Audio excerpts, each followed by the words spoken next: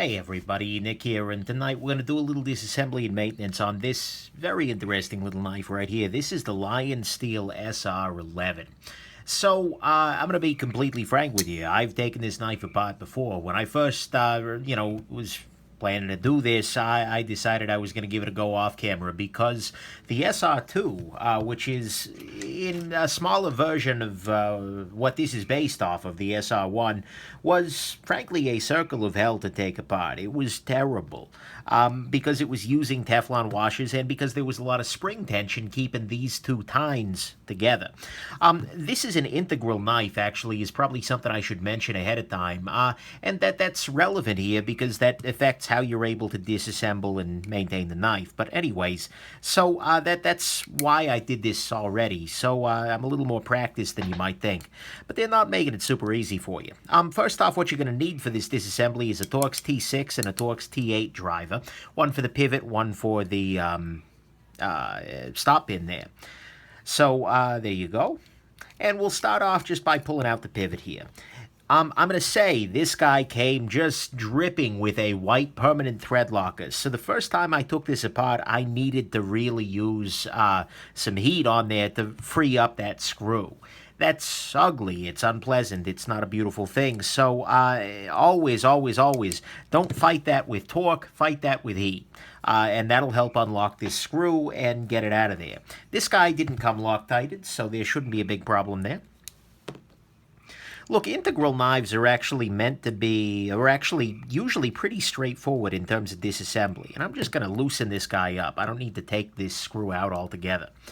But anyways, integral knives are supposed to be pretty straightforward in disassembly because all you really need to do is undo the pivot. This is another integral, by the way. Undo the pivot, pop that through, and then you can just pull the blade out and then put it back in after you're done. This knife makes it a little more difficult than you might think. What I'm going to go ahead and do now is use the... I've undone the pivot screw here, and I'm going to use just this little bit here. This is a Torx T7 because it'll go inside the threads here. It won't damage anything. I'm going to unlock the lock bar here with my finger, and then I'm going to use this to try and pop, if I can, the pivot out of there. Beautiful. Okay, so you can see I've popped the pivot through, and I'm just going to push it the rest of the way out of there. Beautiful. So the pivot is now out of this knife, leaving the blade just kind of hanging out here. Now, to get the blade the rest of the way out of there, all you really need to do is pull. But when you pull, you're going to see some extras come with it. And that's kind of what's making this knife a little harder than most integrals to deal with. On a lot of knives, for instance, on this guy, you've just got bearings right up against the titanium. That's something that some people are actually kind of concerned about because eventually the bearings could wear a little bit of a race in the titanium, which could lead to some back and forth.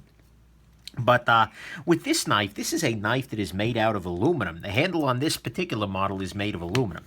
And as a result, because it is, they rightfully used stainless steel washers to keep things basically safe. What I'm doing here is just using a Q-tip, and I'm going to go through and just kind of clean out these holes here, removing any gunk, old Loctite and whatnot, because oh my God, did they use a lot of Loctite on that? And just clean that out. Okay, so now this part is all set and done. Like I said, this knife has been cleaned recently, so you're not going to see a whole lot of dirt and gunk in it. Now I'm going to use this piece of, these are just cleaning swatches, and I'm just going to wipe that clean here. Little bugger. Wipe that clean, flip it over, wipe this clean, case closed. There we go, case closed. And now I'm going to use my finger and just roll the bearing around on this. And all that's going to do is remove any gunk and oil from that bearing. Come on now.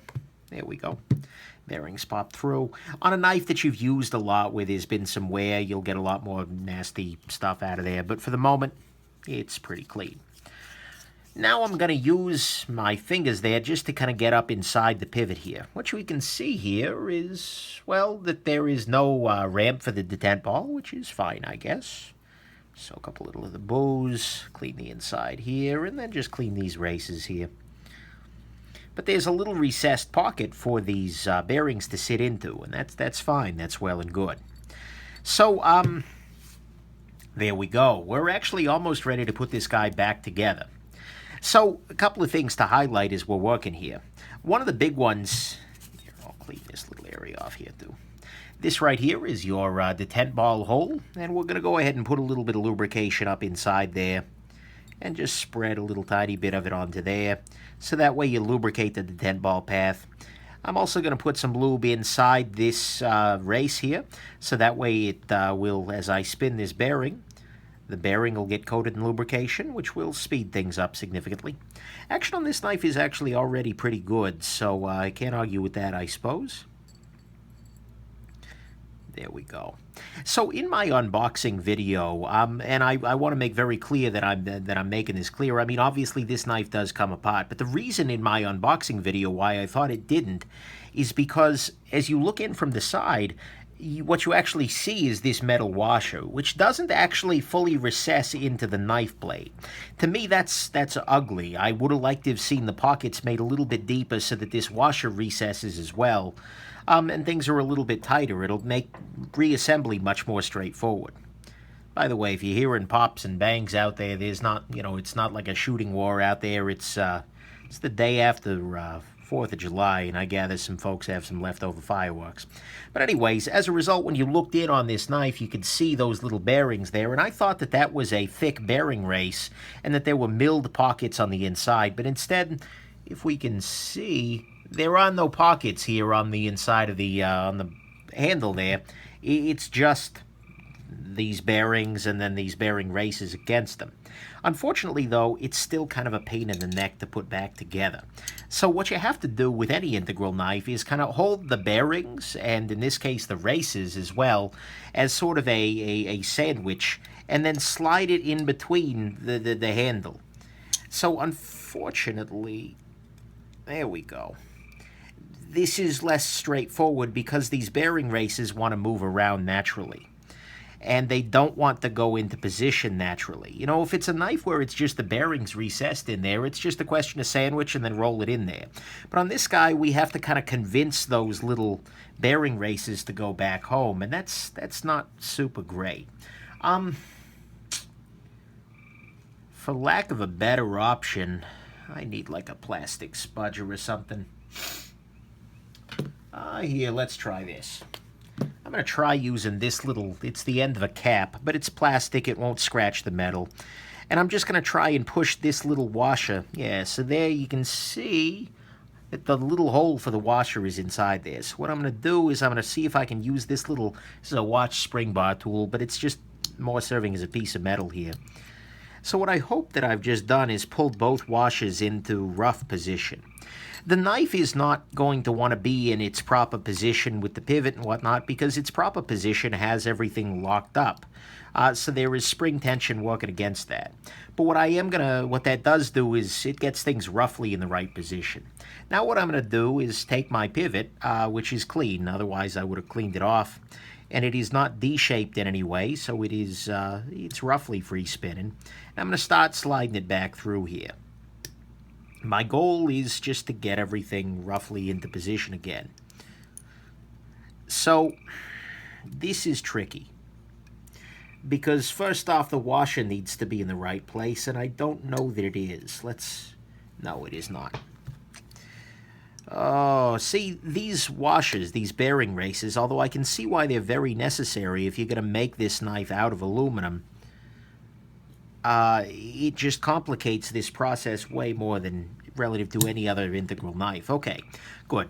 So what you probably just heard there is that this the pivot finally slid past that washer.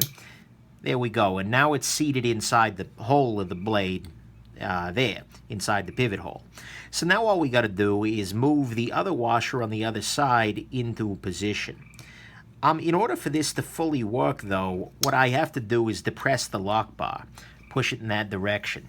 That takes some of the tension off of things and allows the pivot to, allows basically the blade to move in a more natural way, which will allow those washers to move. And ideally what's going to happen here is I'm going to shift this washer in just the right direction. Come on, you little bugger. and then suddenly, there you go. What I did is I used my thumb to press down on this lock bar to move it out of the way. That removed some of the tension on the blade, which allowed the pivot to slide the rest of the way through. And now we are back together. Let me just double check real quick that my washers are in position, and indeed they are. Wow, this was way more straightforward the second time around. Also less, it was a long day today, so maybe being in a slightly better mood is a better indication. Makes things go a little smoother. Anyways, so now everything's back in position, and we're actually good to go. Maybe I was a little too harsh on that Instagram live stream. I did this the first time. Whoa, that was too much Loctite. Let's go ahead and back that off a little bit. It'll just be our little secret in the Bob Ross tradition.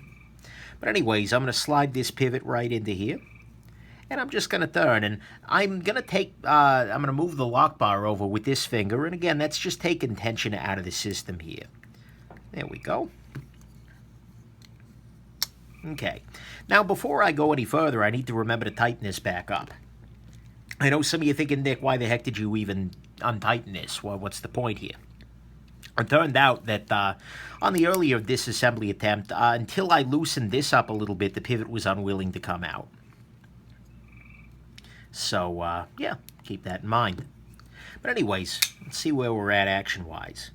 No blade play, that's good. Action solid.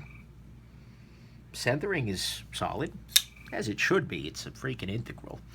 Generally, centering issues are caused by slight, this sort of thing with two scales. But in this case, yeah, we're all set.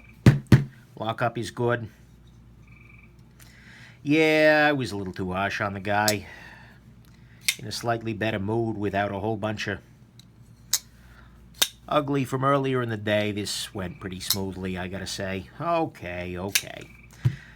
But anyways, so, yeah, that is 100% what's going on here. This knife is absolutely disassemblable. It just took a little bit of extra doing in the form of removing this little, or loosening this little guy, popping the pivot out, and then repositioning those damn washers. I see why those washers need to be there, but I really do wish that they had done this in such a way that those washers slid in with the blade or something along those lines. I don't know if they could have. I'm backseat knife making here. But, it was way better than, like, the SR2, whose disassembly was, frankly, a circle of hell. So, anyways, there you go. That is your Lionsteel SR11. And hopefully you found this interesting here. Where did this go? Here we are. Hopefully you found this disassembly interesting, that you learned something about the knife, and mostly I just hope that you had fun, and that you have yourselves an absolutely wonderful rest of the day, and if you pick one of these up, that it doesn't fight you too much. But again, remember, use a little heat to reduce this thread locker, because that was serious, guys. Serious. Alrighty, have a good one. Bye now.